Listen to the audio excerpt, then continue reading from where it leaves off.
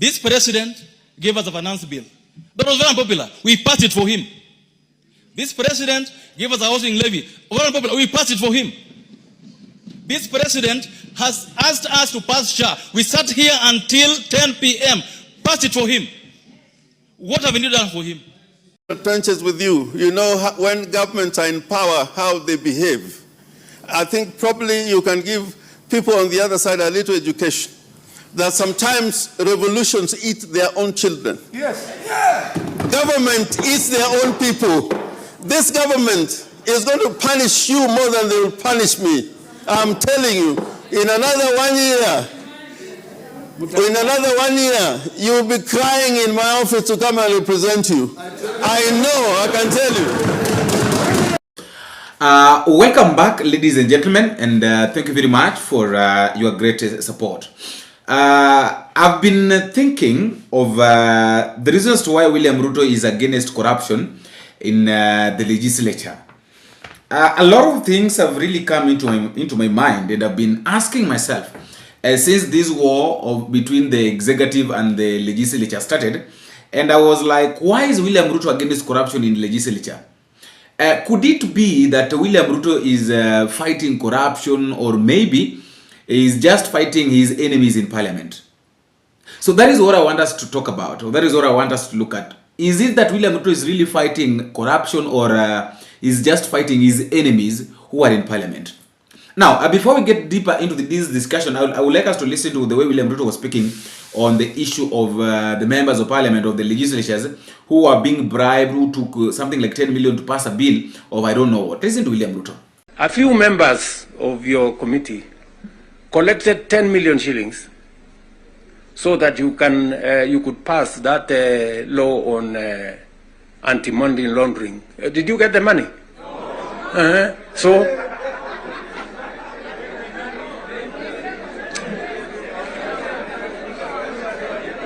So, you know, there are legitimate concerns on how resources are being spent at the counties. There is. We cannot also run away.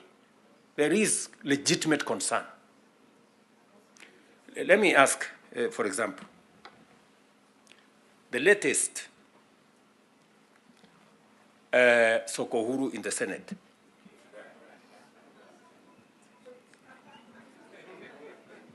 Because you have to accept, you know, by virtue of the position I hold today, I am a consumer of raw intelligence.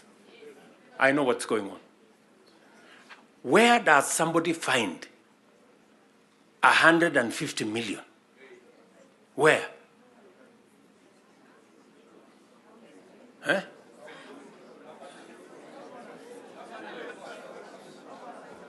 Is that his money? That is money that belongs to the county. Is that correct or not correct? Yes. Now, getting into this discussion, I've got something like 5 to 7 points that I would like us to look at, or maybe some of the possible reasons why William Ruto is against corruption in the legislature. Number one thing is that William Ruto is trying to make his public image or legacy. Remember, any moment William Ruto speaks, he normally says that he's better than his predecessors, you know, he's more learned than them. And he normally accuses them of corruption.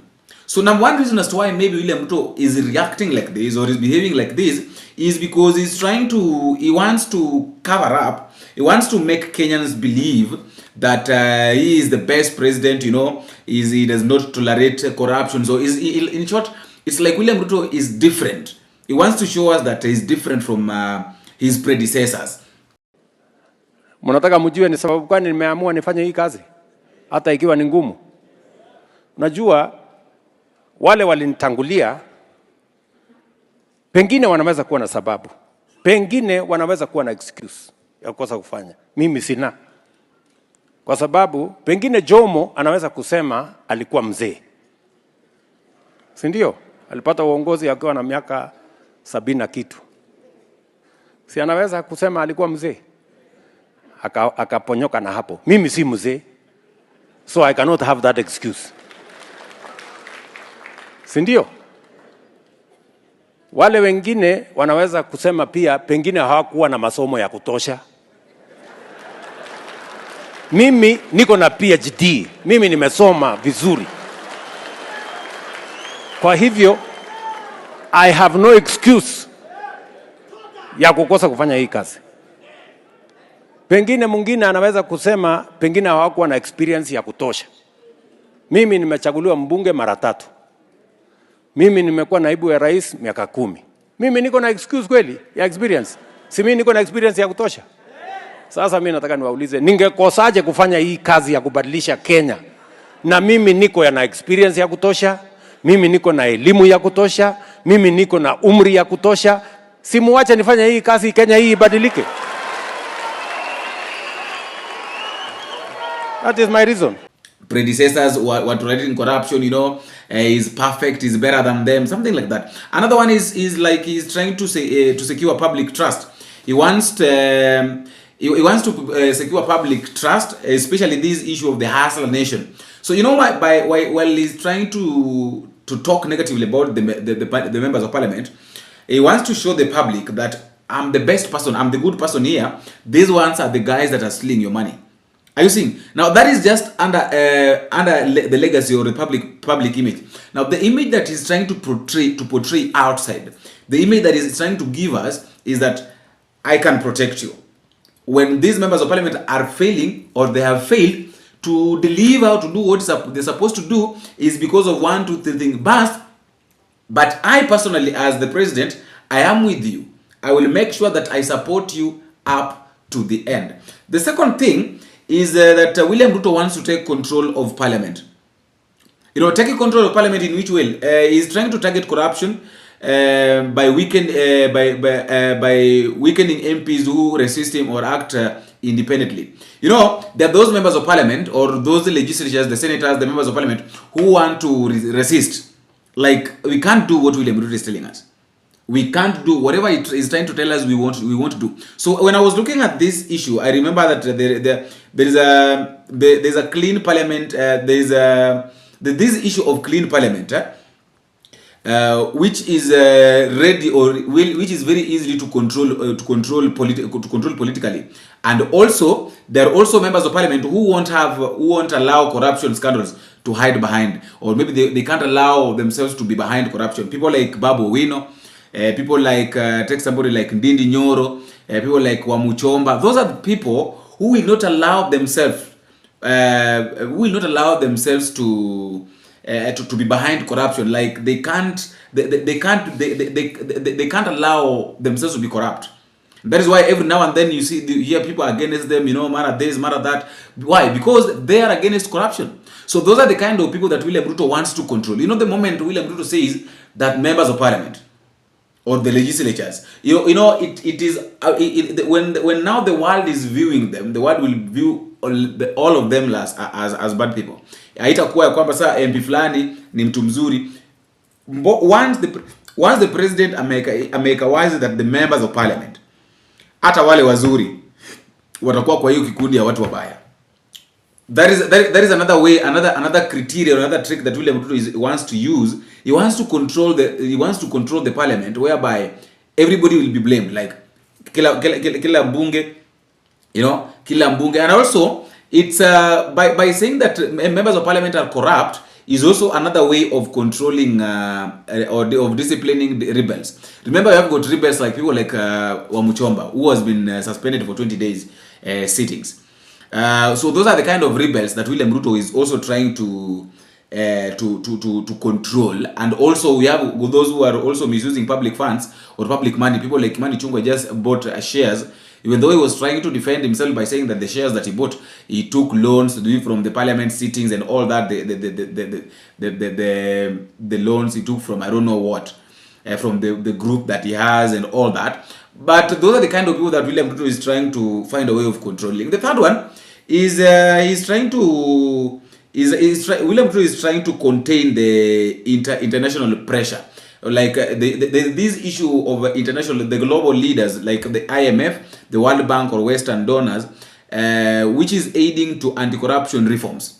So he wants to constrain, like if people starts complaining about the IMF, if people start complaining about the World Bank, or if people start complaining about the Western donors, he will be like, no, this thing has been happening in this our country, and these are the things that have been. And also, this issue of Kenyan's reputation in international markets improve if corruption is tackled. You know, Ruto is targeting the Western countries, and he really wants to do this issue of international markets. So when and you know the international markets, they cannot support you, they cannot give you anything once you are considered as one of the most corrupt country. Remember, William Ruto was ranked like as the second most corrupt president in the whole world. So you know that kind of image, that kind of image that he has portrayed outside. So that is what he's trying to protect. Like, my image is already bad outside. The way people are viewing me outside is different. So for me to make my image look good again, or the country, let me put blame on the members of parliament, so that when I put pressure on them, those who are stealing and those who are not stealing will retreat. Once they retreat, I will start saying that, you know, now Pesa Merudi and all that. Another one, just under international pressure, I realized that Ruto wants to show he's serious about governance to attract foreign investments. This one is open. Ruto's target is to attract foreign investments. Now, when he's talking about corruption, he was trying to show the world that he's very serious about dealing with corruption. Once he's coming out on camera, yet we know very well that he's not who he is. He's not whom we see. He's not whom maybe he claims he is. So once he comes out and tells us and says that members of parliament, nyinyi ndo mnaiba pesa, nyinyi mmepewa 150 million, mara nyinyi mnapewa pesa. So he's trying to portray that picture outside so that at least he can attract foreign investment. The investors who are coming to invest in Kenya, you know, so that the investors can feel comfortable. Wherever they want to invest, you know, Kenya is a very safe place. Kenya has got no corruption because the president himself is against corruption. Now, the fourth issue is about economic stability. And under economic stability, this is what I realized, that corruption in parliament affects budget, tenders and laws, making government spending inefficient. But then, this issue of making government spending inefficient, I can't talk about it so much because the government itself is the one that is encouraging the issue of the empowerment. You take more than 3 choppers. You are going to Busia to launch a water tap. That is what was done by Musalia Mudavadi. Kithure Kindiki goes to Kisii with almost 10 choppers to go and give women 64 Kenya shillings, 64, 68, 67 Kenya shillings. And then now we talk about spending inefficiency. Those are the kind of spendings that if the government is supposed to reduce. And then we talk about the issue of members of parliament are unheckled. National projects like Hustler funds, housing, road gets derailed by grafts. The issue of Hustler funds, I don't think if there is anybody among us I don't know whether you've ever benefited from the Hustler Fund. Maybe you can tell me that at the comment section. And also the issue of Ruto wanting to fight corruption, which can free up resources of development. Really? I don't think so. The fifth reason as to why William Ruto is trying to fight legislature is because of political strategy for 2027. Everybody knows that right now, people are really working hard on how they can become presidents, on how they can retain their positions, you know, how they can get leadership in 2027. Yet we still have more than 2 years to come. We have got 2 years. And right now, everybody is really struggling on how he can become the president. You know, people are campaigning. We are in campaign zone. We are in campaign mode. But some people don't even care about that. You see? So the issue of political strategy for 2027, and William Ruto is trying to talk about a corruption war gives him a populist weapon to campaign on. You see? So once he comes and talks about corruption, that when he campaign, he'll be like, munaona, nilikanya mpaka wale wabunge wenu, wale ambao wanaiba mapesa, wanaiba. So you see, that is one of the ways, that is how William Ruto also wants to use his strategy. That is a very good strategy maybe that William Ruto wants to use. Yenye akitoka pale nje anaanza kutuambia ya kwamba I even warned your members of parliament against corruption. You see, I'm against this thing. Unaona, sisi na Raila Odinga tumeamua, we have to hold hands to make sure that Kenya is a corrupt free country. Such kind of things. And also the issue of Ruto want to paint himself as the defender of ordinary Kenyans versus greedy politicians. Ruto knows very well that right now Kenyans are by themselves. Members of parliament, in fact the legislature, the executive, wako kivyao. Then the Kenyans, the citizens are on their own. So when Ruto is the head of the executive, wakati ambapo anajaribu kuruka legislatures, that is the MPs and the senators, anajaribu kuwaruka na anataka kuja kwa, right now ako hapa katikati. He's not with the legislatures, he's not with the citizens. So he's looking for a way on how he can attract the attention of the citizens by blaming the legislatures.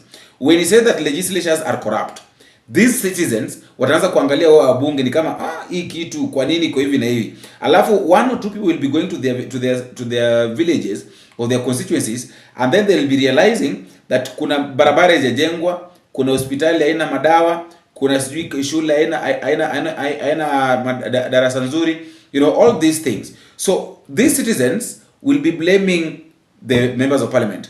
And that is how William Ruto will have caused problem between the citizens and the members of parliament. And yeye atabaki hapa katikati ako very happy. And then atakuja kwa wananchi na waambia ya kwamba, which will not work by the way. Atakuja kuambia ya kwamba unaona mimi nimewatetea kwa wabunge ambao walikuwa naiba pesa zenu. Unaona? Which will not work. I repeat that, it will not work. The criteria that William Ruto is trying to use to set up the members of parliament and the citizens, yet we all know that is the main problem here. Is not going to work. And then the issue of controlling, I think we've talked about controlling political narrative going into the next election. We talked about that. And then the sixth reason as to why William Ruto is blaming the legislatures is internal power battles.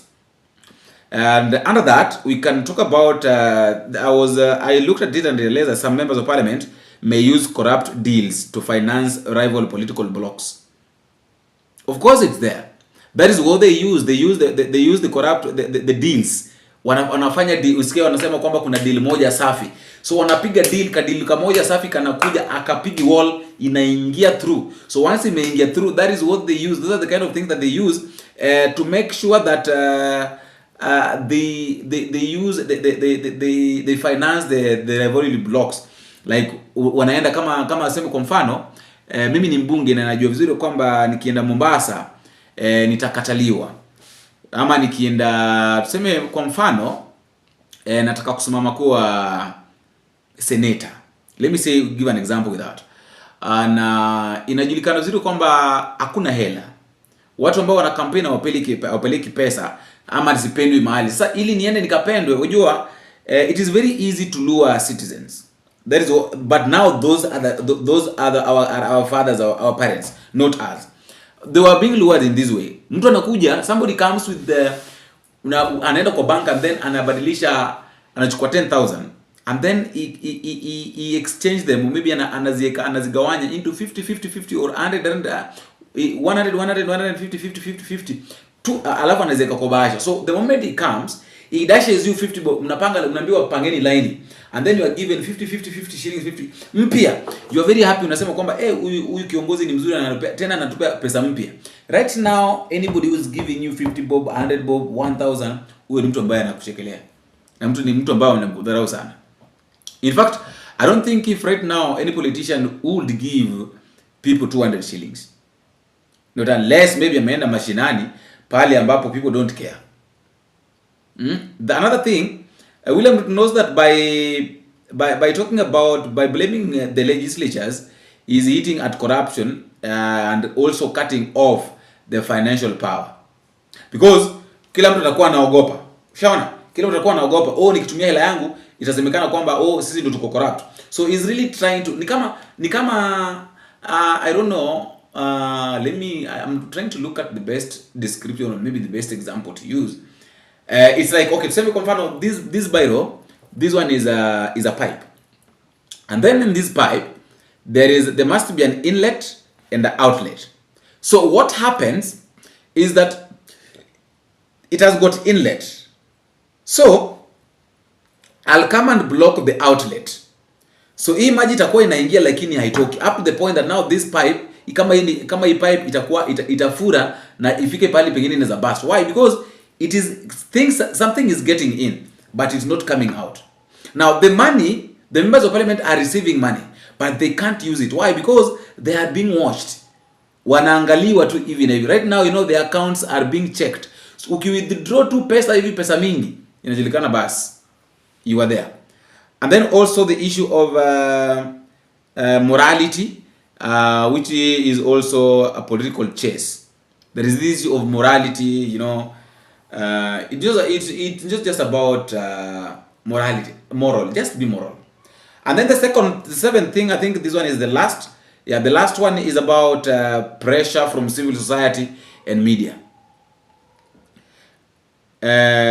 Everybody has been frustrated with members of parliament accusing them of looting, and also Ruto doesn't want to be seen as shielding them, especially with youth and unemployment and high cost of living. And the last one, appearing tough on corruption keeps civil societies criticism low. Ruto is someone who uses is a politician who anapenda kucheza na psychology ya watu sana. So he knows very well that once he blamed the members of parliament, he will not be blamed of unemployment. What I blame nani? Members of parliament. It is just that is the game. It is just like that. We blame this, we blame this. So I don't know. Before I give you a chance in the comment section, I would like to ask you this question. That do you really think that this man is really fighting corruption? Just the same way I asked this question at the beginning, that do you really think that William Ruto is really fighting corruption, or is just fighting his enemies in parliament? And if at all maybe he has got his enemies in parliament, who are these enemies that William Ruto has? Who are these people that William Ruto has in parliament, like his enemies, that is really trying to fight? You can tell me that in the comment section if at all maybe you know that if you really know that William Ruto has some of the enemies in parliament that is trying to fight. And also